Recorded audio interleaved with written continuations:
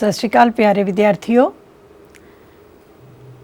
Edusat के lectures के दौरान अज असी तुहाडे नाल जो डिस्कस करांगे, साडा अज दा टॉपिक है पंचायती राज इन इंडिया, भारत विच पंचायती राज प्रणाली की व्यवस्था। पंचायती राज जो शब्द है ये अपने आप विच बहुत विशाल शब्द है। इहदा सीधा संबंध बेटे साडे स्थानक लोकतंत्र, इहदा दूजा नाम स्थानक लोकतंत्र भी कहा जा सकता है। जे आपां पंचायती राज की गल करिए तो जे तुसी पहली स्लाइड नूं ध्यान नाल देखो तो हर एक बंदा जदों शासन दे विच भाग ले रहा है तो यही साडी पंचायती राज की पछाण है। सो असीं गल करते हैं भूमिका के तौर के उत्ते पंचायती राज की, कि पंचायती राज जो है पेंडू लोकतंत्र का दूजा नाम है। इत्थे बेटे मैं तुहानूं जरूर दसना चाहांगी कि 10+2 के अधीन तुहाडे 2 लैसनस ने स्थानक लोकतंत्र नाल संबंधित, एक पिंडां नाल संबंधित, दूसरा शहरी लोकतंत्र नाल संबंधित। ये दोनों लैसनस असीं वारी-वारी लैक्चरस के थ्रू भी करांगे। जदों आपां गल करदे हां पंचायती राज पेंडू दी, तां पंचायती राज तो भाव है कि लोकतंत्र नूं घर घर पहुंचाना, भाव लोकतंत्र नूं हेठले पद्धर तो लागू करन दी कोशिश करनी। मैं एक सिंपल जी एग्जाम्पल देना चाहुंदी हां कि जेकर किसी नूं ये पुछया जावे कि राष्ट्रपति कौन ने भारत दे, राष्ट्रपति की चोण किवें हुंदी है, प्रधानमंत्री का की नाम है, साडी संसद किवें चुनी जाती है, तो हो सकता है कि वह विद्यार्थी होने के बावजूद भी उहदा सही जवाब ना दे सके। पर जेकर आपां गल करते हाँ, जे किसी नूं असीं पिंड दे बंदे नूं, आम बंदे नूं भी पुछीए कि तुहाडे पिंड दा सरपंच कौन है, तुहाडे पिंड विच सरपंच की चोण किवें होई, तुसी वोट पाई या नहीं पाई, तो इदां दीयां जिहड़े आंसरस ने वो हरेक व्यक्ति, एक आम अनपढ़ व्यक्ति भी इस गल का जवाब दे सकता है। सो स्थानक लोकतंत्र का सही उद्देश्य ये है कि असी लोकतंत्र नूं हेठले पद्धर तो शुरू करना है ते घर घर पहुँचाना है। लोकां दी स्थानक लोड़ां दी पूर्ति करनी है। स्थानक लोड़ां हुंदियां बच्चे जिथे आपां रह रही होईए, जे मैं शहर च रह रही हाँ तो मेरे लिए उत्थे दियां लोड़ां स्थानक लोड़ां ने, जे तुसीं पिंड विच रह रहे हो तो तुहाडे लई पिंड दियां लोड़ां स्थानक लोड़ां ने। तुहाडे पिंड दी सड़क टुट जे, तुहाडे पिंड दा पुल टुट गया, तुहाडे पिंड विच प्राइमरी स्कूल नहीं है, ये समस्या तुहाडी है, ना कि पूरे राज दी या देश दी। सो स्थानक लोड़ां दी पूर्ति करना, स्थानक लोड़ां नूं स्थानक पद्धर ते ही हल करन दी कोशिश करना। एक गल मैं होर कहना चाहांगी कि मान लो तुहानूं पिंड पद्धर ते कोई प्रॉब्लम आ रही है तो उहदा संबंध तुहाडे नाल है।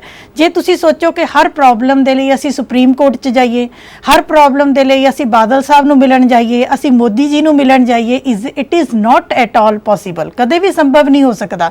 सो जे छोटी समस्या है तो पहले नंबर ते असीं कोशिश करांगे कि समस्या दा हल करन लई असीं अपने पिंड दी पंचायत कोल जाइए, अपने अध्यक्षां कोल जाइए, अपने जिले कोल जाइए, अपने डिप्टी कमिश्नर तक जाइए।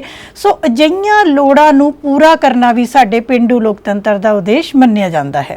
सो लोकतंत्र की धारना नूं घर घर पहुँचाना, स्थानक लोड़ां की पूर्ति करना या राज प्रबंध नूं योग ढंग नाल चलाउणा। योग ढंग मीनस देखो, पहला देश नूं राज्यां विच वंडिया होया है, राज्यां नूं अगे जिलिਆਂ विच वंडिया होया है, जिले नूं पिंड अते शहर विच वंडिया है, पिंडां नूं अगे जिला परिषद ब्लाकां दे विच अते ब्लाकां नूं पिंडां दे विच। हर एक बंदा जदों अपना काम वधिया कर रहा है, हर एक संस्था जदों अपना काम वधिया कर रही है तो राज प्रबंध, देश का प्रबंध बड़े सौखे तरीके नाल चल जाएगा। इस तो इलावा अपनियां समस्यावां नूं हल करना, मिलवर्तन नाल हल करना, गलबात राहीं हल करना, बैठ के हल करना, अपनियां शक्तियां नूं वंडना। सारियां शक्तियां ना तो आपां केंद्री सरकार नूं दे सकते हाँ, ना आपां राज्यां दीयां सरकारां नूं दे सकते हाँ, ना किसी एक व्यक्ति नूं दे सकते हाँ। शक्तियां दी वंड दा होना ਅਤੇ ਨਾਗਰਿਕਾਂ ਵਿੱਚ स्वैमान ਦਾ ਵਾਧਾ ਕਰਨਾ। स्वैमान ਜਿੱਥੇ ਹਰੇਕ ਨਾਗਰਿਕ ਨੂੰ ਇਹ ਲੱਗੇ ਕਿ ਮੇਰਾ ਵੀ ਇਸ ਦੇਸ਼ ਦੀ ਰਾਜਨੀਤੀ ਵਿੱਚ, ਲੋਕਤੰਤਰ ਵਿੱਚ ਸਹੀ ਮਾਇਨਿਆਂ ਦੇ ਵਿੱਚ ਹੱਥ ਹੈ। ਜਦੋਂ ਤੁਸੀਂ ਆਪ ਦੇਖਦੇ ਹੋ ਪਿੰਡਾਂ ਵਿੱਚ ਵੋਟਾਂ ਪੈਂਦੀਆਂ ਨੇ ਤਾਂ ਬੇਟੇ ਘਰ ਘਰ ਤੁਹਾਡੇ ਤੋਂ ਆ ਕੇ, ਜਿਹਦੇ ਕੋਲ ਕਦੇ ਕੋਈ ਨਹੀਂ ਆਇਆ ਉਹਦੇ ਕੋਲ ਆ ਕੇ ਵੀ ਵੋਟ ਦੀ ਮੰਗ ਕੀਤੀ ਜਾਂਦੀ ਹੈ, ਹੱਥ ਜੋੜੇ ਜਾਂਦੇ ਨੇ ਉਹਨਾਂ ਦੇ, ਅਸੀਂ ਕਹਿ ਸਕਦੇ ਹਾਂ ਉਹਨਾਂ ਨੂੰ ਕਈ ਤਰੀਕੇ ਦੇ ਨਾਲ ਭਰਮਾਇਆ ਵੀ ਜਾਂਦਾ ਹੈ। ਸੋ ਨਾਗਰਿਕਾਂ ਨੂੰ ਇੱਕ ਵਾਰੀ ਇਹ ਲੱਗਦਾ ਹੈ ਕਿ ਮੇਰੇ ਵੋਟ ਦੀ ਵੀ ਬਹੁਤ ਕੀਮਤ ਹੈ। ਸੋ ਇਸ ਤਰੀਕੇ ਨਾਲ ਸਥਾਨਕ ਸਵੈ ਸ਼ਾਸਨ ਦਾ ਮਤਲਬ ਇਹੀ ਹੈ ਕਿ ਅਸੀਂ ਵੱਡੇ ਲੋਕਤੰਤਰ ਤੋਂ ਪਹਿਲਾਂ ਹੇਠਲੇ ਪੱਧਰ ਦੇ ਲੋਕਤੰਤਰ ਦੀ ਹੱਲ ਕਰਨਾ ਅਤੇ ਦੂਸਰੀ ਗੱਲ ਵੱਡੀਆਂ ਸਮੱਸਿਆਵਾਂ ਦੀ ਥਾਂ ਪਹਿਲਾਂ ਆਪਣੀਆਂ ਛੋਟੀਆਂ ਸਮੱਸਿਆਵਾਂ ਨੂੰ ਸਥਾਨਕ ਪੱਧਰ ਤੇ ਹੱਲ ਕਰਨ ਦੀ ਕੋਸ਼ਿਸ਼ ਕਰਨਾ। ਕਿਉਂਕਿ ਬੇਟੇ ਸਾਰੀਆਂ ਸਮੱਸਿਆਵਾਂ ਨਾ ਤਾਂ ਅੰਤਰਰਾਸ਼ਟਰੀ ਹੁੰਦੀਆਂ ਨੇ ਨਾ ਰਾਸ਼ਟਰੀ ਹੁੰਦੀਆਂ ਨੇ, ਬਲਕਿ ਸਾਨੂੰ ਰਾਸ਼ਟਰੀ ਸਮੱਸਿਆਵਾਂ ਘੱਟ ਦੁਖੀ ਕਰਦੀਆਂ ਨੇ, ਪਰ ਜੋ ਸਾਡੇ ਰੋਜ਼ਾਨਾ ਦੀਆਂ ਸਮੱਸਿਆਵਾਂ ਨੇ ਉਹ ਸਾਨੂੰ ਜ਼ਿਆਦਾ ਦੁਖੀ ਕਰਦੀਆਂ ਹਨ। ਸੋ ਇਹਨਾਂ ਸਾਰੇ ਉਦੇਸ਼ਾਂ ਦੀ ਪੂਰਤੀ ਕਰਨ ਦੇ ਲਈ ਸਾਡੇ ਕੋਲ ਸਾਡੇ ਸੰਵਿਧਾਨ ਨੇ ਪੇਂਡੂ ਲੋਕਤੰਤਰ ਅਤੇ ਸ਼ਹਿਰੀ ਲੋਕਤੰਤਰ ਦੋ ਸਾਨੂੰ ਅਜਿਹੀਆਂ ਵਿਵਸਥਾਵਾਂ ਦਿੱਤੀਆਂ ਜਿਹਦੇ ਨਾਲ ਕਿ ਉਹਨਾਂ ਨੇ ਸਿੱਧੇ ਤੌਰ ਤੇ ਸਾਨੂੰ ਲੋਕਤੰਤਰ ਨਾਲ ਜੋੜਿਆ।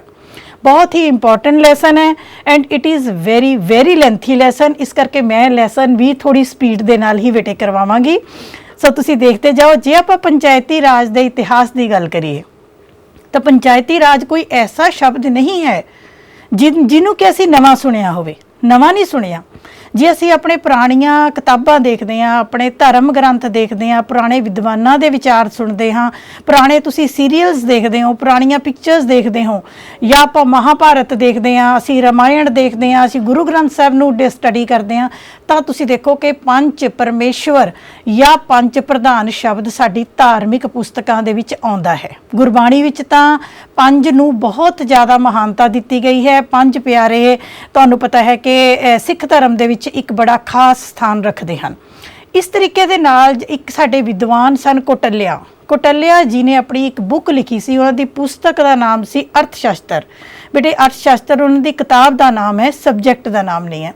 ਸੋ ਉਹਨਾਂ ਨੇ ਜਦੋਂ ਆਪਣੀ ਇਹ ਪੁਸਤਕ ਲਿਖੀ ਸੀ ਉਹਦੇ ਵਿੱਚ ਵੀ ਉਹਨਾਂ ਨੇ ਪੰਚਾਇਤੀ ਰਾਜ ਦਾ ਵਰਣਨ ਕੀਤਾ ਸੀ। ਹਾਂ, ਜ਼ਰੂਰੀ ਨਹੀਂ ਹੈ ਕਿ ਉਹ ਪੰਚਾਇਤੀ ਰਾਜ ਅੱਜ ਦੇ ਪੰਚਾਇਤੀ ਰਾਜ ਨਾਲ ਮੇਲ ਖਾਵੇ, ਬਟ ਉਹਨਾਂ ਨੇ ਉਸ ਸਮੇਂ ਵੀ ਪੰਚਾਇਤੀ ਰਾਜ ਦੀ ਪਿੰਡਾਂ ਦੇ ਵਿੱਚ ਸ਼ਾਸਨ ਦੀ ਗੱਲਬਾਤ ਕੀਤੀ ਸੀ।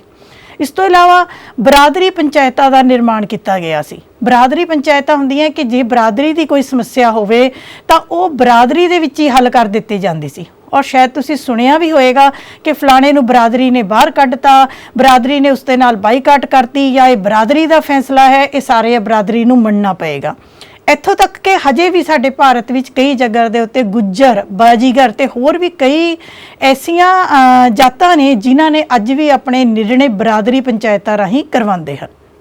ਸੋ ਇਸ ਤੋਂ ਇਲਾਵਾ ਜਦੋਂ ਆਪਾਂ ਗੱਲ ਕਰਦੇ ਹਾਂ ਅੰਗਰੇਜ਼ਾਂ ਦੇ ਰਾਜ ਦੀ, ਤਾਂ ਅੰਗਰੇਜ਼ੀ ਸ਼ਾਸਨ ਕਾਲ ਦੇ ਦੌਰਾਨ ਵੀ ਅੰਗਰੇਜ਼ਾਂ ਨੇ ਆਪਣੇ ਰਾਜ ਨੂੰ ਸੌਖਾ ਬਣਾਉਣ ਦੇ ਲਈ ਲੋਕਲ ਸੈਲਫ ਬਾਡੀਜ਼, ਲੋਕਲ ਮੈਨੇ ਸਥਾਨਕ ਸਵੈ ਸ਼ਾਸਨ ਦੀਆਂ ਸੰਸਥਾਵਾਂ ਦਾ ਪ੍ਰਸਾਰ ਕੀਤਾ। ਉਹਨਾਂ ਨੇ ਵੀ ਜੋ ਪ੍ਰਸ਼ਾਸਨ ਸੀ ਉਸ ਨੂੰ ਰਾਜ ਵਿੱਚ ਅਤੇ ਪਿੰਡਾਂ ਵਿੱਚ ਵੰਡਣ ਦੀ ਕੋਸ਼ਿਸ਼ ਕੀਤੀ। ਇਸ ਤੋਂ ਇਲਾਵਾ 1907 ਦੇ ਕਾਨੂੰਨ, 1917 ਵਿੱਚ, ਇਸ ਤੋਂ ਇਲਾਵਾ ਸਾਡੇ ਮਾਂਟੇਸਕਿਊ ਚੈਮਸਫੋਰਡ ਜੋ ਨਿਯਮ ਬਣਾਏ ਗਏ ਸੀਗੇ ਉਹਦੇ ਅਧੀਨ ਵੀ ਬੇਟੇ ਸਾਡੇ ਸਥਾਨਕ ਸਵੈ ਸ਼ਾਸਨ ਦੀ ਗੱਲਬਾਤ ਹੋਈ। ਔਨ ਦਾ ਹੋਲ ਮੈਂ ਤੁਹਾਨੂੰ ਇਹ ਦੱਸਣਾ ਚਾਹੁੰਦੀ ਹਾਂ ਕਿ ਪੰਚਾਇਤੀ ਰਾਜ ਇੱਕ ਨਵੀਂ ਧਾਰਨਾ ਨਹੀਂ ਹੈ, ਬਲਕਿ ਇਸ ਦਾ ਜਨਮ ਮਨੁੱਖ ਦੇ ਜਨਮ ਦੇ ਨਾਲ ਜਦੋਂ ਕਬੀਲੇ ਬਣੇ, ਜਦੋਂ ਮਨੁੱਖ ਨੇ ਇਕੱਠਾ ਰਹਿਣਾ ਸ਼ੁਰੂ ਕੀਤਾ, ਉਦੋਂ ਤੋਂ ਹੀ ਮੰਨਿਆ ਜਾਂਦਾ ਹੈ। ਅਗਲੀ ਗੱਲ ਆਪਾਂ ਕਰਾਂਗੇ ਫਿਰ ਸੁਤੰਤਰਤਾ ਪ੍ਰਾਪਤੀ ਮਗਰੋਂ ਪੰਚਾਇਤੀ ਰਾਜ ਦੀ। ਜਦੋਂ ਸਾਡਾ ਦੇਸ਼ ਸੁਤੰਤਰ ਹੋ ਗਿਆ, ਭਾਰਤ ਦਾ ਇੱਕ ਸੁਤੰਤਰ ਸੰਵਿਧਾਨ ਬਣ ਗਿਆ, ਉਸ ਸਮੇਂ ਬੱਚੇ ਤੁਹਾਨੂੰ ਇੱਕ ਨੰਬਰ ਦੇ ਵਿੱਚ ਵੀ ਬੜੀ ਵਾਰੀ ਪ੍ਰਸ਼ਨ ਆਉਂਦਾ ਹੈ, ਮੈਂ ਨਾਲ ਪ੍ਰਸ਼ਨ ਵੀ ਦੱਸੀ ਜਾ ਰਹੀ ਹਾਂ ਕਿ ਸੁਤੰਤਰਤਾ ਪ੍ਰਾਪਤੀ ਮਗਰੋਂ, ਜਾਂ ਸਿੱਧਾ ਵੀ ਆ ਸਕਦਾ ਹੈ ਕਿ ਭਾਰਤੀ ਸੰਵਿਧਾਨ ਦੇ ਵਿੱਚ ਪੰਚਾਇਤੀ ਰਾਜ ਦੀ ਵਿਵਸਥਾ ਕਿੱਥੇ ਕੀਤੀ ਗਈ ਸੀ ਸੋਧ ਹੋਣ ਤੋਂ ਪਹਿਲਾਂ ਪਹਿਲੀ ਵਾਰੀ। ਸੋ ਤੁਹਾਡਾ ਆਨਸਰ ਹੋਏਗਾ ਕਿ ਸਾਡੇ ਅਨੁਛੇਦ 40 ਦੇ ਵਿੱਚ, ਅਨੁਛੇਦ 40 ਬੇਟੇ 36 ਤੋਂ 51 ਤੱਕ ਸਾਡੇ ਨਿਰਦੇਸ਼ਕ ਸਿਧਾਂਤ ਨੇ ਅਤੇ ਅਨੁਛੇਦ 40 ਸਾਡੇ ਨਿਰਦੇਸ਼ਕ ਸਿਧਾਂਤਾਂ ਦੇ ਅਧੀਨ ਹੀ ਆਉਂਦਾ ਹੈ। ਸੋ ਯਾਦ ਰੱਖਣਾ ਹੈ, ਅਨੁਛੇਦ 40 ਦੇ ਅਨੁਸਾਰ ਸੰਵਿਧਾਨ ਨੇ ਪੂਰੇ ਸਾਡੇ ਭਾਰਤ ਦੀ ਅਤੇ ਰਾਜ ਸਰਕਾਰਾਂ ਨੂੰ ਨਿਰਦੇਸ਼ ਦਿੱਤਾ ਕਿ ਹਰੇਕ ਰਾਜ ਪਿੰਡਾਂ ਵਿੱਚ ਪੰਚਾਇਤਾਂ ਦਾ ਗਠਨ ਕਰੇਗਾ, ਕਿ ਹਰੇਕ ਰਾਜ ਆਪਣੇ ਪਿੰਡਾਂ ਦੇ ਵਿੱਚ ਆਪਣੇ ਰਾਜ ਵਿੱਚ ਪੰਚਾਇਤਾਂ ਦਾ ਗਠਨ ਕਰੇਗਾ। ਇਸ ਤੋਂ ਇਲਾਵਾ ਪੰਚਾਇਤੀ ਰਾਜ ਨੂੰ ਹੋਰ ਸਟਰੋਂਗ ਕਰਨ ਦੇ ਲਈ ਸਾਡੇ ਕੋਲ 1957 ਵਿੱਚ 1957 ਦੇ ਵਿੱਚ ਇੱਕ ਕਮੇਟੀ ਬਣਾਈ ਗਈ ਜਿਸ ਦੇ ਮੁਖੀ ਬਲਵੰਤ ਰਾਏ ਮਹਿਤਾ ਸਨ, ਅਤੇ ਇਸ ਕਮੇਟੀ ਦਾ ਨਾਮ ਹੀ ਬੇਟੇ ਬਲਵੰਤ ਰਾਏ ਮਹਿਤਾ ਕਮੇਟੀ ਪੈ ਗਿਆ। ਇੱਥੇ ਮੈਂ ਫਿਰ ਦੱਸਣਾ ਚਾਹਾਂਗੀ ਤੁਹਾਨੂੰ ਕਿ ਇਹ ਤੁਹਾਡਾ ਇੱਕ ਨੰਬਰ ਦਾ ਪ੍ਰਸ਼ਨ ਬਹੁਤ ਵਾਰ ਆਉਂਦਾ ਹੈ ਕਿ ਪੰਚਾਇਤੀ ਰਾਜ ਸੰਬੰਧੀ ਜਾਂ ਲੋਕਤੰਤਰੀ ਵਿਕੇਂਦਰੀਕਰਨ ਸੰਬੰਧੀ ਕਿਹੜੀ ਸਮਿਤੀ ਬਣਾਈ ਗਈ, ਤਾਂ ਤੁਸੀਂ ਯਾਦ ਰੱਖਣਾ ਹੈ 1957 ਦੇ ਵਿੱਚ, ਅਤੇ ਸਮਿਤੀ ਦਾ ਨਾਮ ਸੀ ਬਲਵੰਤ ਰਾਏ ਮਹਿਤਾ ਕਮੇਟੀ। इस कमेटी ने पिंड पੱਧਰ ਦੇ ਉੱਤੇ, ਬਲਾਕ ਪੱਧਰ ਅਤੇ ਜ਼ਿਲ੍ਹਾ ਪੱਧਰ ਦੇ ਉੱਤੇ ਸਥਾਨਕ ਲੋਕਤੰਤਰੀ ਵਿਕੇਂਦਰੀਕਰਨ ਦੀ ਸਥਾਪਨਾ ਕਰਨ ਦਾ ਸੁਝਾਵ ਦਿੱਤਾ। ਅੱਗੇ ਫਿਰ ਬੱਚੇ ਤੁਹਾਡੇ 1 ਨੰਬਰ ਦਾ ਪ੍ਰਸ਼ਨ ਆ ਜਾਂਦਾ ਹੈ, ਤੁਹਾਡੀ ਜਨਰਲ ਨੌਲੇਜ ਦਾ ਪ੍ਰਸ਼ਨ, ਕਿ ਉਹ ਕਿਹੜਾ ਰਾਜ ਸੀ ਭਾਰਤ ਦਾ ਜਿਸ ਨੇ ਸਭ ਤੋਂ ਪਹਿਲਾਂ ਪੰਚਾਇਤੀ ਰਾਜ ਨੂੰ ਆਪਣੇ ਰਾਜ ਵਿੱਚ ਲਾਗੂ ਕੀਤਾ। ਉਹ ਬੇਟੇ ਉਹਦਾ ਜਵਾਬ ਹੈ कि Rajasthan was the first state in India जिसने कि 2 अक्तूबर गांधी जी के जन्मदिन ਨੂੰ समर्पित करते हुए 2 अक्तूबर 1959 ਵਿੱਚ 1959 ਦੇ ਵਿੱਚ ਸਭ ਤੋਂ ਪਹਿਲੀ ਵਾਰ ਰਾਜਸਥਾਨ ਦੇ ਵਿੱਚ ਪੰਚਾਇਤੀ ਰਾਜ ਢਾਂਚਾ ਲਾਗੂ ਕੀਤਾ ਗਿਆ। ਸੋ ਇਹ ਤਿੰਨ ਜੋ ਹੈਗੇ ਨੇ ਪਹਿਲੇ ਪੁਆਇੰਟ ਤੁਹਾਡੇ, ਇਹ ਲਗਾਤਾਰ ਬੇਟੇ ਤੁਹਾਡੇ 1 ਨੰਬਰ ਦੇ ਕੁਐਸਚਨਸ ਆ ਰਹੇ ਨੇ, ਇਹ ਤੁਸੀਂ ਜ਼ਰੂਰ ਔਰ ਜ਼ਰੂਰ ਕਰਨੇ ਹਨ। ਅਗਲਾ फिर ये सारी स्लाइड के उत्ते जो बेटे तुहाडे डाटा दिता होया है, ये सारे मैक्सीमम 1 नंबर के क्वेश्चनस ने। जदों भी मैं पेपर पाउनी आ तो मैं क्वेश्चन जरूर अपने स्टूडेंट्स नूं पाउंदी आ, सो तुसीं भी जरूर करने आ। इस तो अलावा जे आपां गल करिए सोध की, सोध की हुंदी है? सोध तो भाव हुंदा है कि एक सोध कर दित्ती जाती है, पक्के तौर पर लागू कर दिता जाता है, सारे भारत नूं, सारे राज्यां नूं वो चीज़ कंपलसरी तौर पर, लाजमी तौर पर लागू करनी पैंदी है। सो जदों सानूं पंचायती राज की इन्नी लोड़ महसूस हुई तां संविधान ने लोड़ महसूस करते हुए 22 दिसंबर 1992, बेटे तुसीं डेट चैक कर लो, 22 दिसंबर 1992 ਨੂੰ 73ਵਾਂ संविधानक सोध बिल साडी लोक सभा ਦੇ ਵਿੱਚੋਂ पास होया। अगले ही दिन 23 दिसंबर 1992 ਨੂੰ 73ਵਾਂ संविधानक सोध बिल साडी राज सभा ਦੇ ਵਿੱਚੋਂ पास होया। ਇੱਥੇ ਬੇਟੇ ਮੈਂ ਤੁਹਾਨੂੰ ਥੋੜਾ ਜਿਹਾ ਦੱਸਣਾ ਚਾਹੁੰਦੀ ਹਾਂ ਕਿ ਭਾਰਤ ਵਿੱਚ ਕਿਸੇ ਵੀ ਬਿੱਲ ਤੋਂ ਕਾਨੂੰਨ ਬਣਨ ਦੇ ਲਈ ਉਹ ਸਾਡੇ ਪਹਿਲੇ ਇੱਕ ਸਦਨ ਕੋਲ ਜਾਂਦਾ ਹੈ, फिर पास होकर दूसरे सदन को लाता है, उस तो बाद राष्ट्रपति की प्रवानगी लई जाण तो बाद, राष्ट्रपति की प्रवानगी तो बाद ही वो बिल कानून का रूप धारण करता है। सो पंचायती राज संबंधी जो 73वीं संविधानक सोध की गई उसका बिल लोक सभा ने 22 दिसंबर, राज सभा ने 23 दिसंबर ਨੂੰ पास किया, 20 अप्रैल 1993 ਨੂੰ ਸਾਡੇ राष्ट्रपति जी ने उसकी प्रवानगी दी, 24 अप्रैल 1993 ये बिल जो है पंचायती राज संबंधी ये सारे भारत विच लागू कर दिता गया। मैं बड़े ही ध्यान देने लई कह रही हाँ इत्थे कि जे तुहानूं 1 अंक विच क्वेश्चन आ जाता है कि 73वीं संविधानक सोध संबंधी बिल कदों सारे भारत विच लागू होया, तो बेटे तुसी कोई डेट गलत नहीं देनी। बच्चे आम तौर पर डेट्स दे देंदे ने, लागू करन दी डेट है 24 अप्रैल 1993। उस तो बाद की किया गया, जदों सोध भारत विच संसद द्वारा पास हो गई तो यह कहा जाता, फिर उन्होंने समा दिता कि 24 अप्रैल 1994, ये डिफरेंस बेटे तुसी ध्यान नाल देखो, 1993 तो 1994 कितना बन गया? 1 साल। कि 1 साल के समय के अंदर अंदर सारे राज्यों विच ये सोध लागू होनी जरूरी है। ये किसका निर्देश सी? भारत सरकार का निर्देश सी कि भारत सरकार ने अज 24 अप्रैल 1993 नूं ये सोध लागू कर दी है, अते सारे राज्यों नूं ये कहा गया कि तुसी ये सोध अपने अपने राज विच लागू करके पंचायती राज के ढांचे नूं निश्चित करो। सो इस सोध के अधीन 24 अप्रैल 1994 तक का लास्ट समा दिता गया। ਅਤੇ ਅੱਗੇ ਅਸੀਂ ਲੈਸਨ ਚ ਕਰਾਂਗੇ ਵੀ, ਇੱਥੇ ਵੀ ਮੈਂ ਤੁਹਾਨੂੰ ਦੱਸਣਾ ਜ਼ਰੂਰੀ ਸਮਝਦੀ ਹਾਂ ਕਿ ਪੰਜਾਬ ਨੇ 21 ਅਪ੍ਰੈਲ 1994 ਮਤਲਬ ਕਿ 1 ਸਾਲ ਪੂਰਾ ਹੋਣ ਤੋਂ 3 ਦਿਨ ਪਹਿਲਾਂ ਪੰਜਾਬ ਨੇ, ਆਪਾਂ ਕਿਉਂਕਿ ਆਪਾਂ ਪੰਜਾਬ ਦੇ ਵਸਨੀਕ ਹੈ, ਆਪਾਂ ਆਪਣੇ ਰਾਜ ਦੀ ਗੱਲ ਜ਼ਰੂਰ ਕਰਾਂਗੇ, ਪੰਜਾਬ ਨੇ ਆਪਣੇ ਰਾਜ ਵਿੱਚ ਇਹ ਸੋਧ ਲਾਗੂ ਕੀਤੀ। ਸੋ ਤੁਸੀਂ ਪੰਜਾਬ ਦੀ ਡੇਟ ਜੇ ਪੁੱਛੀ ਜਾਵੇ ਤਾਂ ਤੁਸੀਂ ਪੰਜਾਬ ਦੀ ਦੱਸਣੀ ਹੈ, ਅਦਰਵਾਈਜ਼ ਤੁਹਾਡੇ ਲਈ ਇਹ 24 ਅਪ੍ਰੈਲ 1993 ਦੀ ਡੇਟ ਫਾਈਨਲ ਹੈ। सो बेटे जदों सोध पास हो गई तो इसका मतलब है कि ये सारा पंचायती राज का ढांचा पूरे भारत दे विच लागू कर दिता गया। अगे आपां गल करते हैं, जदों ये ढांचा लागू किया गया, जदों आपां सोध की गल करते हैं, मैं बार बार रिपीट कर रही हाँ क्योंकि कई बारी कई मैनू टीचर्स के भी फोन आते हैं, विद्यार्थियों के भी आते हैं, वो भी इस गल ते कन्फ्यूज़ ने। बेटे जदों आपां 73वीं सोध की गल करते हैं, इट मीनस कि यह सोध पूरे भारत के लिए है अते भारत सरकार वालों साडी संसद वालों इसनूं पास किया गया। जदों आपां पंजाब पंचायती राज की गल करांगे, वो जो ढांचा है वो साडे पंजाब दे विच लागू किया गया। सो पहला ਸੋਧ ਦੀ ਗੱਲ ਆਪਾਂ ਕਰਾਂਗੇ, ਫਿਰ ਉਸ ਤੋਂ ਬਾਅਦ ਆਪਾਂ ਪੰਜਾਬ ਦੀ ਗੱਲ ਤੇ ਵੀ ਜ਼ਰੂਰ ਆਵਾਂਗੇ। ਜਿਹੜੀ ਸੋਧ ਪਾਸ ਕੀਤੀ ਗਈ, ਇਸ ਸੋਧ ਰਾਹੀਂ ਕੀ ਕੀਤਾ ਗਿਆ ਕਿ ਪੰਚਾਇਤੀ ਰਾਜ ਨੂੰ ਕਿੰਨੇ ਭਾਗਾਂ 'ਚ ਵੰਡਿਆ ਬੱਚੇ? 3 ਭਾਗਾਂ 'ਚ ਵੰਡਿਆ। ਆਮ ਤੌਰ ਦੇ ਉੱਤੇ ਇੱਥੇ ਥੋੜੀ ਜਿਹੀ ਕਨਫਿਊਜ਼ਨ ਬੱਚੇ ਕੀ ਕਰਦੇ ਨੇ, ਕਈ ਵਾਰੀ ਆ ਜਾਂਦਾ ਹੈ ਕਿ 73ਵੀਂ ਸੋਧ ਰਾਹੀਂ ਪੰਚਾਇਤੀ ਰਾਜ ਢਾਂਚੇ ਨੂੰ ਕਿੰਨੇ ਸੂਤਰੀ ਪ੍ਰੋਗਰਾਮ 'ਚ ਵੰਡਿਆ ਗਿਆ ਤੇ ਕਿੰਨੇ ਭਾਗਾਂ 'ਚ ਵੰਡਿਆ। ਬੱਚੇ ਆਮ ਤੌਰ ਤੇ ਲਿਖ ਦਿੰਦੇ ਨੇ ਪੰਚਾਇਤ, ਬਲਾਕ ਸਮਿਤੀ, ਜ਼ਿਲ੍ਹਾ ਪਰਿਸ਼ਦ। ਗਲਤ ਹੈ ਬੇਟੇ। ਜੋ ਇਹ ਨਾਮ ਨੇ ਬਲਾਕ ਸਮਿਤੀ, ਜ਼ਿਲ੍ਹਾ ਪਰਿਸ਼ਦ, ਮੇਰੀ ਗੱਲ ਧਿਆਨ ਦਿਓ ਕਿ ਇਹ ਨਾਮ ਪੰਜਾਬ ਸਰਕਾਰ ਨੇ ਦਿੱਤੇ ਨੇ। ਇਹ ਪੰਜਾਬ ਦੇ ਵਿੱਚ ਨਾਮ ਨੇ। ਹੋ ਸਕਦਾ ਕਿਤੇ ਨਾਮ ਹੋਰ ਹੋਵੇ, ਅਸੀਂ ਸਰਪੰਚ ਕਹਿੰਦੇ ਆ, ਹੋ ਸਕਦਾ ਕੋਈ ਮੁਖੀਆ ਕਹਿੰਦਾ ਹੋਵੇ, ਹੋ ਸਕਦਾ ਕਿਤੇ ਨਾਮ ਕੁਝ ਵੀ ਹੋਵੇ। ਅਸੀਂ ਬਲਾਕ ਸ਼ਬਦ ਯੂਜ਼ ਕਰ ਰਹੇ ਹਾਂ, ਹੋ ਸਕਦਾ ਕੋਈ ਹੋਰ ਜਨਪਦ ਕਰ ਰਿਹਾ ਹੋਵੇ, ਕੋਈ ਹੋਰ ਨਾਮ ਯੂਜ਼ ਕਰ ਰਿਹਾ ਹੋਵੇ। ਸੋ ਜਦੋਂ ਤੁਹਾਨੂੰ ਸੋਧ ਪੁੱਛੀ ਜਾਂਦੀ ਹੈ, ਧਿਆਨ ਦੇਣਾ, ਜਦੋਂ ਸੋਧ ਪੁੱਛੀ ਜਾਂਦੀ ਕਿ ਸੋਧ ਦੇ ਆਧਾਰ ਤੇ ਤਾਂ ਤੁਸੀਂ 3 ਪੱਧਰੀ ਢਾਂਚਾ ਦੱਸਣਾ ਹੈ।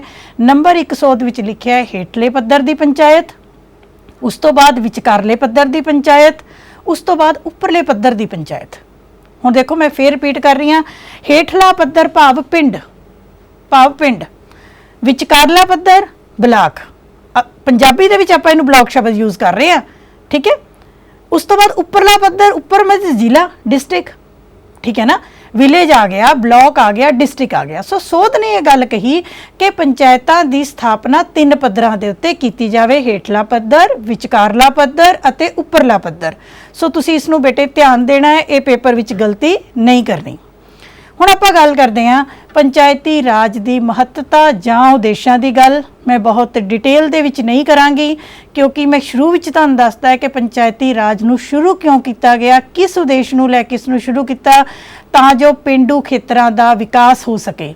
ਪੇਂਡੂ ਖੇਤਰ ਦਾ ਵਿਕਾਸ, ਹਰ ਪਿੰਡ ਦੀ ਪੰਚਾਇਤ ਆਪਣੇ ਪਿੰਡ ਦਾ ਧਿਆਨ ਰੱਖੇ, ਹਰੇਕ ਬਲਾਕ ਆਪਣੇ ਬਲਾਕ ਦੇ ਅਧੀਨ ਆਉਂਦੇ ਪਿੰਡਾਂ ਦਾ ਧਿਆਨ ਰੱਖੇ, ਹਰੇਕ ਜ਼ਿਲ੍ਹਾ ਆਪਣੇ ਬਲਾਕਾਂ ਦਾ ਧਿਆਨ ਰੱਖੇ, ਤਾਂ ਆਟੋਮੈਟਿਕਲੀ ਦੇਸ਼ ਦਾ ਵਿਕਾਸ ਹੋ ਜਾਏਗਾ। ਜੇ ਅਸੀਂ ਪਿੰਡ ਪੱਧਰ ਦੀ ਜ਼ਿੰਮੇਵਾਰੀ ਪੰਚਾਇਤ ਨੂੰ ਦੇਤੀ ਤਾਂ ਉਹਦੇ ਨਾਲ ਪਿੰਡਾਂ ਦਾ ਵਿਕਾਸ ਹੋਣਾ ਹੀ ਹੋਣਾ ਹੈ। ਦੂਸਰੀ ਗੱਲ, ਜਿਵੇਂ ਮੈਂ ਤੁਹਾਨੂੰ ਦੱਸਿਆ ਸੀ ਕਿ ਸਾਰੀਆਂ ਸਮੱਸਿਆਵਾਂ ਰਾਸ਼ਟਰੀ ਜਾਂ ਅੰਤਰਰਾਸ਼ਟਰੀ ਨਹੀਂ ਹੁੰਦੀਆਂ, ਬਲਕਿ ਸਾਡੀਆਂ ਸਥਾਨਕ ਸਮੱਸਿਆਵਾਂ, ਸਾਡੇ ਪਾਣੀ ਦੀ ਸਮੱਸਿਆ, ਸਾਡੀ ਬਿਜਲੀ, ਸਾਡੀਆਂ ਸੜਕਾਂ, ਸਾਡੇ ਪਿੰਡ ਦਾ, ਸਾਡੇ ਸ਼ਹਿਰ ਦੇ ਨੇੜੇ ਦਾ ਸਕੂਲ, ਸਾਡੇ ਕੋਲ ਇੱਕ ਹਸਪਤਾਲ ਜ਼ਰੂਰੀ ਹੈ, ਸਾਡੇ ਕੋਲ ਪਿੰਡ ਵਿੱਚ ਡਿਸਪੈਂਸਰੀ ਜ਼ਰੂਰੀ ਹੈ।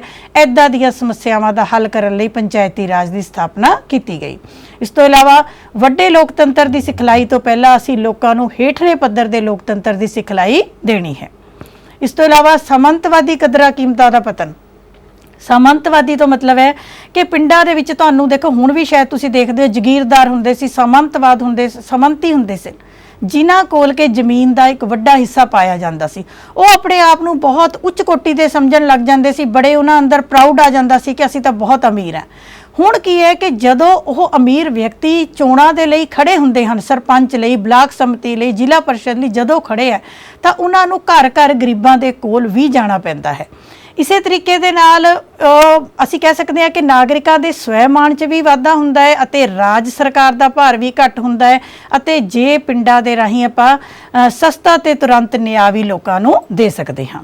ਅੱਗੇ ਅਸੀਂ ਗੱਲ ਕਰਾਂਗੇ ਪੰਚਾਇਤੀ ਰਾਜ ਦੀ ਸਮੱਸਿਆਵਾਂ ਦੀ। ਤਾਂ ਬੇਟੇ 2 ਤਰ੍ਹਾਂ ਦੀਆਂ ਸਮੱਸਿਆਵਾਂ ਪੰਚਾਇਤੀ ਰਾਜ ਨੂੰ ਪੇਸ਼ ਆ ਰਹੀਆਂ ਨੇ।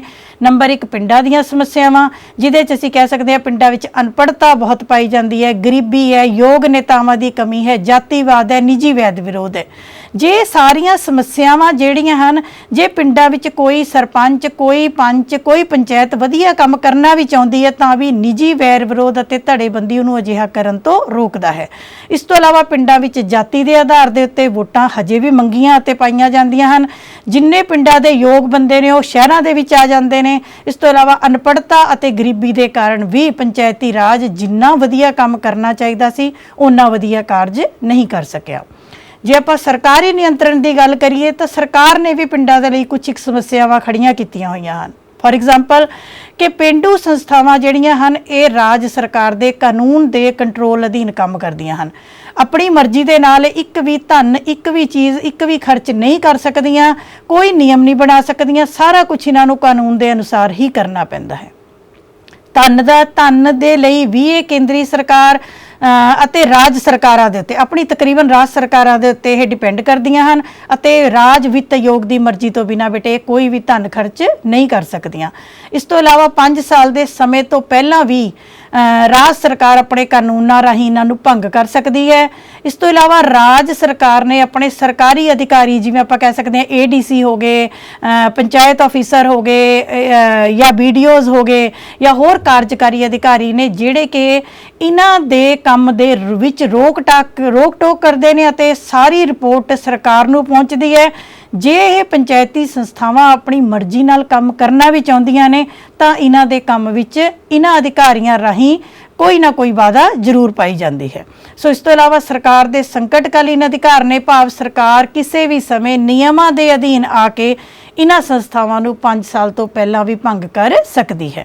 ਸੋ ਇਹ ਕੁਝ ਇੱਕ ਸਮੱਸਿਆਵਾਂ ਨੇ। ਇਹਦੇ ਉੱਤੇ ਬੇਟੇ ਤੁਹਾਨੂੰ 4 ਅੰਕਾਂ ਦਾ ਕੁਐਸਚਨ ਆ ਜਾਂਦਾ ਹੈ। ਹੁਣ ਆਪਾਂ ਮੇਨ ਗੱਲ ਕਰਾਂਗੇ ਕਿ ਜਿਹੜੀ 73ਵੀਂ ਸੰਵਿਧਾਨਕ ਸੋਧ ਹੈ ਉਹਦੀਆਂ ਕੀ ਵਿਵਸਥਾਵਾਂ ਨੇ। ਦੇਖੋ, ਗ੍ਰਾਮ ਪੰਚਾਇਤ, ਬਲਾਕ ਸਮਿਤੀ, ਜ਼ਿਲ੍ਹਾ ਪਰਿਸ਼ਦ, ਗ੍ਰਾਮ ਸਭਾ, ਇਹ ਤੁਹਾਡੀ ਬੁੱਕਸ ਦੇ ਵਿੱਚ ਦਿੱਤੀ ਹੋਈ ਹੈ। ਇਹ ਤੁਹਾਡੇ ਆਮ ਜ਼ਿੰਦਗੀ ਨਾਲ ਸੰਬੰਧਿਤ ਨੇ। ਮੈਂ ਇਹਦੇ ਤੇ ਜ਼ਿਆਦਾ ਜ਼ੋਰ ਨਹੀਂ ਦੇਵਾਂਗੀ, ਇਹ ਤੁਹਾਨੂੰ ਆਉਂਦਾ ਹੈ, ਈਜ਼ੀ ਹੈ। ਠੀਕ ਹੈ। ਪੰਚਾਇਤ ਦੇ ਕੰਮ ਕੀ ਹੁੰਦੇ ਨੇ, ਆਮਦਨ ਦੇ ਸਾਧਨ ਕੀ ਹੈ, ਸਰਪੰਚ ਕਿਵੇਂ ਚੁਣਿਆ ਜਾਂਦਾ ਹੈ, ਸਰਪੰਚ ਦੇ ਕੰਮ ਕੀ ਹੈ, ਇਹ ਬੱਚੇ ਤੁਸੀਂ ਸਾਰਾ ਬਹੁਤ ਤੁਹਾਡੇ ਨਾਲ ਜੁੜੀ ਹੋਈ ਚੀਜ਼ਾਂ ਨੇ, ਇਹ ਤੁਸੀਂ ਆਪ ਕਰਨੀਆਂ ਨੇ। ਅਸੀਂ ਅੱਜ ਡਿਸਕਸ ਕਰਾਂਗੇ 73ਵੀਂ ਸੰਵਿਧਾਨਕ ਸੋਧ ਜੋ ਕਿ ਭਾਰਤੀ ਸੰਸਦ ਨੇ ਪਾਸ ਕੀਤੀ ਸੀ 24 ਅਪ੍ਰੈਲ 1993 ਨੂੰ। ਉਹ ਬੇਟੇ ਜੋ ਹੈ ਇਹ ਇੱਥੇ ਡੇਟ ਦੇਖ ਲਓ, 24 ਅਪ੍ਰੈਲ 1993 ਨੂੰ ਰਾਸ਼ਟਰਪਤੀ ਦੀ ਪ੍ਰਵਾਨਗੀ ਮਗਰੋਂ ਇਹ ਸੋਧ ਲਾਗੂ ਕੀਤੀ ਗਈ। ਫਿਰ ਮੈਂ ਡੇਟ ਰਿਪੀਟ ਕਰ ਰਹੀ ਹਾਂ। ਇਹ ਸੋਧ ਦੀਆਂ ਵਿਵਸਥਾਵਾਂ, ਪਹਿਲੀ ਵਿਵਸਥਾ ਹੈ ਕਿ ਇਸ ਸੋਧ ਰਾਹੀਂ ਸਥਾਨਕ ਪੱਧਰ ਤੇ, ਸਥਾਨਕ ਭਾਵ ਹੇਠਲੇ ਜਿੱਥੇ ਕੋਈ ਰਹਿ ਰਿਹਾ ਹੈ, ਸਥਾਨਕ ਪੱਧਰ ਤੇ ਲੋਕਤੰਤਰ ਨੂੰ ਸੰਵਿਧਾਨ ਵੱਲੋਂ ਮਾਨਤਾ ਦਿੱਤੀ ਗਈ। ਇਸ ਨੂੰ ਲਾਗੂ ਕਰਨ ਦੇ ਲਈ ਸੰਵਿਧਾਨ ਦੇ ਵਿੱਚ ਭਾਗ 9 ਐਡ ਕੀਤਾ ਗਿਆ ਅਤੇ ਇੱਕ ਸੂਚੀ ਜਿਹਨੂੰ ਆਪਾਂ 11ਵੀਂ ਅਨੁਸੂਚੀ, ਜਿਹਦੇ ਅਧੀਨ 29 ਵਿਸ਼ੇ ਸਾਨੂੰ ਸ਼ਾਮਲ ਕੀਤੇ ਗਏ। ਇਹ ਤੁਹਾਡਾ 1 ਅੰਕ ਦਾ ਕੁਐਸਚਨ, ਵੈਰੀ ਇੰਪੋਰਟੈਂਟ ਕੁਐਸਚਨ ਹੁੰਦਾ ਹੈ ਕਿ ਸਥਾਨਕ ਲੋਕਤੰਤਰ ਪੇਂਡੂ ਦੇ ਲਈ ਸੰਵਿਧਾਨ ਵਿੱਚ ਕਿਹੜਾ ਭਾਗ ਤੇ ਕਿਹੜੀ ਅਨੁਸੂਚੀ ਲਾਗੂ ਕੀਤੀ ਗਈ। ਦੂਸਰੀ ਗੱਲ, ਸਾਡੀ ਸੋਧ ਨੇ ਕਿਹਾ ਹੈ ਕਿ ਗ੍ਰਾਮ ਸਭਾ ਸ਼ਬਦ ਕਿਹਦੇ ਲਈ ਵਰਤਿਆ ਹੈ? ਪਿੰਡਾਂ ਦੇ ਸਾਰੇ ਮਤਦਾਤਾ ਜਿਨ੍ਹਾਂ ਦੇ ਨਾਮ ਮਤਦਾਤਾ ਸੂਚੀਆਂ ਵਿੱਚ ਦਰਜ ਹਨ ਉਹ ਗ੍ਰਾਮ ਸਭਾ ਦੇ ਮੈਂਬਰ ਹੋਣਗੇ। ਗ੍ਰਾਮ ਪੰਚਾਇਤ ਨੂੰ ਚੁਣਨ ਦਾ ਅਧਿਕਾਰ ਗ੍ਰਾਮ ਸਭਾ ਨੂੰ ਹੋਏਗਾ। ਮੇਰੀ ਗੱਲ ਇੱਥੇ ਧਿਆਨ ਦੇਣਾ ਕਿ ਪਿੰਡ ਦੇ ਵਿੱਚ ਬੱਚੇ ਵੀ ਰਹਿੰਦੇ ਨੇ, 0-1 ਡੇ ਤੋਂ ਲੈ ਕੇ ਬਜ਼ੁਰਗ ਵੀ ਰਹਿੰਦੇ ਨੇ। ਉਹ ਵਿਅਕਤੀ ਜਿਨ੍ਹਾਂ ਦਾ ਨਾਮ ਮਤਦਾਤਾ ਸੂਚੀ ਵਿੱਚ ਦਰਜ ਹੈ, ਭਾਵ 18 ਸਾਲ ਜਾਂ ਇਸ ਤੋਂ ਉੱਪਰ ਵਾਲੇ ਜੋ ਉਸ ਪਿੰਡ ਦੇ ਵੋਟ ਪਾਉਣ ਦੇ ਅਧਿਕਾਰੀ ਨੇ ਬੇਟੇ, ਉਹ ਸਾਰੇ ਗ੍ਰਾਮ ਸਭਾ ਦੇ ਵਿੱਚ ਆਉਂਦੇ ਹਨ ਅਤੇ ਉਹ ਗ੍ਰਾਮ ਸਭਾ ਦੇ ਮੈਂਬਰ ਮੰਨੇ ਜਾਂਦੇ ਹਨ। ਇਸ ਤੋਂ ਇਲਾਵਾ 3 ਪੱਧਰੀ ਢਾਂਚਾ, ਮੈਂ ਤੁਹਾਨੂੰ ਪਹਿਲਾਂ ਦੱਸਿਆ ਹੈ ਕਿ ਉੱਪਰਲੇ ਪੱਧਰ ਦੀ ਪੰਚਾਇਤ, ਵਿਚਕਾਰਲਾ ਅਤੇ ਹੇਠਲਾ ਪੱਧਰ 3 ਪੰਚਾਇਤਾਂ ਵਿੱਚ ਵੰਡ ਕੀਤੀ ਗਈ ਹੈ ਅਤੇ ਸੋਧ ਲਾਗੂ ਹੋਣ ਤੋਂ 1 ਸਾਲ ਦੇ ਸਮੇਂ ਦੇ ਅੰਦਰ ਮੈਂ ਤੁਹਾਨੂੰ ਰਿਪੀਟ ਕੀਤਾ ਹੈ ਕਿ 24 ਅਪ੍ਰੈਲ 1994 ਤੱਕ ਸਾਰੇ ਰਾਜਾਂ ਨੂੰ ਕਿਹਾ ਗਿਆ ਕਿ ਇਸ ਸੋਧ ਨੂੰ ਆਪਣੇ ਰਾਜ ਵਿੱਚ ਲਾਗੂ ਕੀਤਾ ਜਾਵੇ। ਜਦੋਂ ਆਪਾਂ ਪੰਚਾਇਤਾਂ ਦੀ ਬਣਤਰ ਦੀ ਗੱਲ ਕਰਦੇ ਹਾਂ ਤਾਂ ਸਾਡੀ ਸੋਧ ਨੇ ਸਾਰੇ ਰਾਜਾਂ ਲਈ ਇਹ ਕਲੀਅਰ ਕਰਤਾ ਕਿ ਪੰਚਾਇਤਾਂ ਦੀ ਸਥਾਪਨਾ ਕਿੱਦਾਂ ਕੀਤੀ ਜਾਏਗੀ। ਹਰੇਕ ਰਾਜ ਦਾ ਵਿਧਾਨ ਮੰਡਲ ਦੇ ਕਾਨੂੰਨਾਂ ਰਾਹੀਂ ਹੀ ਪੰਚਾਇਤ ਦੀ ਸਥਾਪਨਾ ਕੀਤੀ ਜਾਏਗੀ। ਯਾਦ ਰੱਖਣਾ ਹੈ, ਪੰਚਾਇਤਾਂ ਸੰਬੰਧੀ ਸਾਰੇ ਨਿਯਮ ਕੌਣ ਬਣਾਉਂਦਾ ਹੈ? ਰਾਜ ਵਿਧਾਨ ਮੰਡਲ। ਮੈਂ ਕਲਾਸ ਵਿੱਚ ਬਿਲਕੁਲ 2 ਦੇ ਪਹਾੜੇ ਦੀ ਤਰ੍ਹਾਂ ਇਹ ਚੀਜ਼ਾਂ ਬੁਲਵਾਨੀ ਹੈ ਕਿ ਪੰਚਾਇਤਾਂ ਲਈ ਚਾਹੇ ਵਿਚਕਾਰਲਾ ਹੈ, ਚਾਹੇ ਜ਼ਿਲ੍ਹਾ ਪਰਿਸ਼ਦ ਹੈ, ਚਾਹੇ ਬਲਾਕ ਹੈ, ਚਾਹੇ ਪੰਚਾਇਤ ਹੈ, ਚਾਹੇ ਗ੍ਰਾਮ ਸਭਾ, ਕਾਨੂੰਨ ਬਣਾਉਣ ਦੀ ਸ਼ਕਤੀ ਕਿਹਦੇ ਕੋਲ ਹੈ? ਤਾਂ ਜਵਾਬ ਹੈ ਰਾਜ ਵਿਧਾਨ ਮੰਡਲ। ਜੇ ਆਪਾਂ ਕਵਾਂਗੇ ਧਨ ਦੀ ਸ਼ਕਤੀ ਕਿਹਦੇ ਕੋਲ ਹੈ ਤਾਂ ਜਵਾਬ ਹੈ ਰਾਜ ਵਿੱਤ ਆਯੋਗ। ਸ਼ਬਦ ਨੋਟ ਕਰ ਲਓ, ਰਾਜ ਵਿੱਤ ਆਯੋਗ। ਤੇ ਜੇ ਆਪਾਂ ਗੱਲ ਕਰਾਂਗੇ ਚੋਣਾਂ ਦੀ ਨਹੀਂ ਕਿ ਸਾਰੀਆਂ ਚੋਣਾਂ ਦੀ ਜ਼ਿੰਮੇਵਾਰੀ ਕਿਹਦੇ ਕੋਲ ਹੈ? ਚਾਹੇ ਨਗਰ ਪਾਲਿਕਾ, ਚਾਹੇ ਨਗਰ ਪੰਚਾਇਤ, ਚਾਹੇ ਪੰਚਾਇਤ, ਚਾਹੇ ਬਲਾਕ ਸਮਿਤੀ, ਚਾਹੇ ਜ਼ਿਲ੍ਹਾ ਪਰਿਸ਼ਦ, ਹਰ ਇੱਕ ਤਰ੍ਹਾਂ ਦੀ ਚੋਣ ਦੀ ਜ਼ਿੰਮੇਵਾਰੀ ਕਿਹਦੇ ਕੋਲ ਹੈ? ਰਾਜ ਚੋਣ ਆਯੋਗ। ਮੈਂ ਇੱਥੇ ਤੁਹਾਨੂੰ ਬੁਲਵਾ ਨਹੀਂ ਸਕਦੀ, ਪਰ ਟੀਚਰਸ ਅੱਗੇ ਮੇਰੀ ਗੁਜ਼ਾਰਿਸ਼ ਹੈ ਕਿ ਇਹ ਜਿਹੇ ਕੁਐਸਚਨਸ ਬੱਚਿਆਂ ਨੂੰ ਬਾਰ-ਬਾਰ ਕਲਾਸ ਵਿੱਚ ਬੁਲਵਾਏ ਜਾਣ। ਨਿਯਮ ਬਣਾਉਣ ਦੀ ਜ਼ਿੰਮੇਵਾਰੀ ਰਾਜ ਵਿਧਾਨ ਮੰਡਲ, ਵਿੱਤ ਸੰਬੰਧੀ ਧਨ ਸੰਬੰਧੀ ਜ਼ਿੰਮੇਵਾਰੀ ਰਾਜ ਵਿੱਤ ਆਯੋਗ ਅਤੇ ਚੋਣਾਂ ਸੰਬੰਧੀ ਜ਼ਿੰਮੇਵਾਰੀ ਰਾਜ ਚੋਣ ਆਯੋਗ। ਠੀਕ ਹੈ। ਇਸ ਤੋਂ ਇਲਾਵਾ ਪੰਚਾਇਤੀ ਖੇਤਰ ਦੇ ਮੈਂਬਰਾਂ ਦੀ ਚੋਣ ਲੋਕਾਂ ਰਾਹੀਂ ਪ੍ਰਤੱਖ ਤੌਰ ਤੇ ਕੀਤੀ ਜਾਏਗੀ, ਚਾਹੇ ਉਹ ਬਲਾਕ ਨੇ, ਚਾਹੇ ਉਹ ਜ਼ਿਲ੍ਹਾ ਪਰਿਸ਼ਦ ਹੈ, ਚਾਹੇ ਉੱਪਰਲਾ ਪੱਧਰ ਹੈ, ਚਾਹੇ ਹੇਠਲਾ ਪੱਧਰ ਹੈ। ਹਰੇਕ 18 ਸਾਲ ਤੋਂ ਉੱਪਰ ਦਾ ਮਤਦਾਤਾ, 18 ਸਾਲ ਐਂਡ ਅਬਵ ਦੈਟ, ਇਹ ਮਤਦਾਤਾ ਜਿਸ ਦਾ ਨਾਮ ਜਿੱਥੋਂ ਦੀ ਮਤਦਾਤਾ ਸੂਚੀ ਵਿੱਚ ਦਰਜ ਹੈ ਉਸ ਚੋਣ ਵਿੱਚ ਭਾਗ ਲੈ ਸਕਦਾ ਹੈ। ਅਤੇ ਚੋਣ ਆਯੋਗ ਮੈਂ ਤੁਹਾਨੂੰ ਪਹਿਲਾਂ ਹੀ ਦੱਸ ਬੈਠੀ ਹਾਂ ਕਿ ਸਾਰੀ ਤਰ੍ਹਾਂ ਦੀ ਚੋਣਾਂ ਦੀ ਜ਼ਿੰਮੇਵਾਰੀ ਰਾਜ ਚੋਣ ਆਯੋਗ ਦੀ ਹੈ, ਜਿਹਦੀ ਸਥਾਪਨਾ ਰਾਜਪਾਲ ਰਾਹੀਂ ਸ਼ਰਤਾਂ ਦੇ ਆਧਾਰ ਤੇ ਕੀਤੀ ਜਾਂਦੀ ਹੈ। ਸੋ ਅਗਲੀ ਗੱਲ ਆਪਾਂ ਕਰਦੇ ਹਾਂ ਵੈਰੀ ਇੰਪੋਰਟੈਂਟ, ਜਿਹਦੇ ਉੱਤੇ ਫਿਰ ਤੁਹਾਨੂੰ ਕੁਐਸਚਨ ਆਉਂਦਾ ਹੈ ਕਿ ਪਿੰਡ ਪੱਧਰ ਦੇ ਅਧਿਕਸ਼ ਕਿਹੜੇ ਹੋਗੇ? ਕਨਫਿਊਜ਼ ਨਹੀਂ ਹੋਣਾ। ਆਪਣੇ ਸਰਪੰਚ ਪਿੰਡ, ਜੇ ਆਪਾਂ ਪੰਜਾਬ ਦੀ ਗੱਲ ਕਰੀਏ, ਪਿੰਡ ਪੱਧਰ ਦੇ ਅਧਿਕਸ਼ ਮੀਨਸ ਸਰਪੰਚ, ਉਹ ਕਿੱਥੇ ਪ੍ਰਤੀਨਿਧਤਾ ਦੇਣਗੇ? ਵਿਚਕਾਰਲੇ ਪੱਧਰ ਤੇ, ਭਾਵ ਬਲਾਕ ਸਮਿਤੀ ਦੇ ਵਿੱਚ। ਇਸੇ ਤਰੀਕੇ ਦੇ ਨਾਲ ਬਲਾਕ ਸਮਿਤੀ ਦੇ ਜੋ ਅਧਿਕਸ਼ ਹੋਣਗੇ, ਉਪ ਅਧਿਕਸ਼ ਹੋਣਗੇ, ਉਹ ਬੱਚੇ ਕਿੱਥੇ ਪ੍ਰਤੀਨਿਧੀ ਹੋਣਗੇ? ਜ਼ਿਲ੍ਹਾ ਪਰਿਸ਼ਦ ਦੇ ਵਿੱਚ। ਇਸ ਤੋਂ ਇਲਾਵਾ ਬਲਾਕ ਪੱਧਰ ਅਤੇ ਜ਼ਿਲ੍ਹਾ ਪੱਧਰ, ਵਿਚਕਾਰਲਾ ਪੱਧਰ ਅਤੇ ਜ਼ਿਲ੍ਹਾ ਉੱਪਰਲੇ ਪੱਧਰ ਦੇ ਵਿੱਚ ਜੇ ਕੋਈ ਵਿਅਕਤੀ ਲੋਕ ਸਭਾ, ਰਾਜ ਵਿਧਾਨ ਸਭਾ, ਇੱਥੋਂ ਤੱਕ ਕਿ ਰਾਜ ਸਭਾ ਜਾਂ ਜਿਸ ਰਾਜ ਦੇ ਵਿੱਚ ਰਾਜ ਵਿਧਾਨ ਪਰਿਸ਼ਦ ਹੈ, ਸੌਖੇ ਲਫ਼ਜ਼ਾਂ 'ਚ ਦੱਸ ਰਹੀ ਹਾਂ, ਜੇ ਕੋਈ ਤੁਹਾਡੇ ਪਿੰਡ ਦਾ ਬੰਦਾ MLA ਜਾਂ MP ਚੁਣ ਕੇ ਗਿਆ ਹੈ, ਮੰਨ ਲਓ ਅੱਜ ਉਹ ਤੁਹਾਡੇ ਪਿੰਡ ਦੇ ਵਿੱਚ ਹੈ, ਕੱਲ ਨੂੰ ਉਹ MLA ਬਣ ਜਾਂਦੇ ਨੇ, MP ਬਣ ਜਾਂਦੇ ਨੇ, ਮੈਂਬਰ ਪਾਰਲੀਮੈਂਟ ਬਣ ਜਾਂਦੇ ਨੇ, ਤਾਂ ਬੇਟੇ ਉਹ ਤੁਹਾਡੀ ਬਲਾਕ ਸਮਿਤੀ ਅਤੇ ਤੁਹਾਡੇ ਜ਼ਿਲ੍ਹੇ ਦੀ ਪਰਿਸ਼ਦ ਦੇ ਸਹਿਯੋਗੀ ਮੈਂਬਰ ਮੰਨੇ ਜਾਣਗੇ। ਬੜੀ ਇੰਪੋਰਟੈਂਟ ਚੀਜ਼ ਹੈ। ਟੀਚਰਸ ਨੂੰ ਰਿਕੁਐਸਟ ਹੈ ਕਿ ਬੱਚਿਆਂ ਨੂੰ ਐਗਜ਼ਾਮਪਲ ਦੇ ਕੇ, ਆਪਣੇ ਏਰੀਏ 'ਚ ਐਗਜ਼ਾਮਪਲ ਦੇ ਕੇ ਚੁਣੇ ਹੋਏ MP ਅਤੇ MLA ਦੀ ਇਹ ਚੀਜ਼ ਜੋ ਹੈ ਬੱਚਿਆਂ ਨੂੰ ਜ਼ਰੂਰ ਕਲੀਅਰ ਕਰਨ ਦੀ ਕੋਸ਼ਿਸ਼ ਕੀਤੀ ਜਾਵੇ। ਇਸ ਤੋਂ ਇਲਾਵਾ ਸੋਧ ਵਿੱਚ ਲਿਖਿਆ ਕਿ ਹਰ ਪੱਧਰ ਦੀ ਪੰਚਾਇਤ ਦਾ ਕਾਰਜਕਾਲ ਕਿੰਨਾ ਹੋਏਗਾ? 5 ਸਾਲ, ਚਾਹੇ ਉੱਪਰਲਾ ਪੱਧਰ ਹੈ, ਚਾਹੇ ਵਿਚਕਾਰਲਾ ਪੱਧਰ ਹੈ, ਚਾਹੇ ਹੇਠਲਾ ਪੱਧਰ ਹੈ। ਪਰ 5 ਸਾਲ ਤੋਂ ਪਹਿਲਾਂ ਵੀ ਜੇਕਰ ਨਿਯਮਾਂ ਦੇ ਅਧੀਨ ਕੁਝ ਗੜਬੜ ਹੋ ਜੇ ਤਾਂ ਇਹਨਾਂ ਨੂੰ ਭੰਗ ਕੀਤਾ ਜਾ ਸਕਦਾ ਹੈ।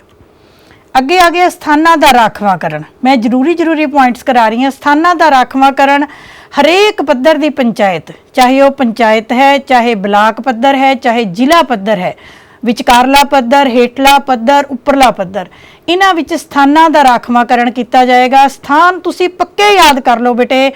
ਰਾਖਵਾਂਕਰਨ ਇੱਕ ਅਨੁਸੂਚਿਤ ਜਾਤੀਆਂ ਲਈ ਕਰਨਾ ਹੈ ਆਪਾਂ ਨੇ, ਇੱਕ ਇਸਤਰੀਆਂ ਲਈ ਕਰਨਾ ਹੈ, ਇੱਕ ਪਛੜੀ ਸ਼੍ਰੇਣੀਆਂ ਲਈ ਕਰਨਾ ਹੈ। ਜਿੱਥੇ ਆ ਜਾਏ ਕਿ ਅਨੁਸੂਚਿਤ ਜਾਤੀਆਂ ਲਈ ਕਿੰਨੇ ਸਥਾਨ ਰਾਖਵੇਂ, ਤਾਂ ਤੁਹਾਡਾ ਜਵਾਬ ਹੋਣਾ ਚਾਹੀਦਾ ਹੈ ਕਿ ਅਨੁਸੂਚਿਤ ਜਾਤੀਆਂ ਅਤੇ ਕਬੀਲਿਆਂ ਲਈ ਉਸ ਪਿੰਡ ਦੀ, ਉਸ ਬਲਾਕ ਦੀ ਜਾਂ ਉਸ ਜ਼ਿਲ੍ਹੇ ਦੀ ਜਨਸੰਖਿਆ ਦੀ ਰੇਸ਼ੋ ਦੇ ਅਨੁਸਾਰ, ਜੇ ਜਨਸੰਖਿਆ ਵੱਧ ਹੈ ਤਾਂ ਵੱਧ ਸਥਾਨ, ਜਨਸੰਖਿਆ ਘੱਟ ਹੈ ਤਾਂ ਘੱਟ ਸਥਾਨ, ਅਨੁਸੂਚਿਤ ਜਾਤੀ ਦੀ ਜਨਸੰਖਿਆ।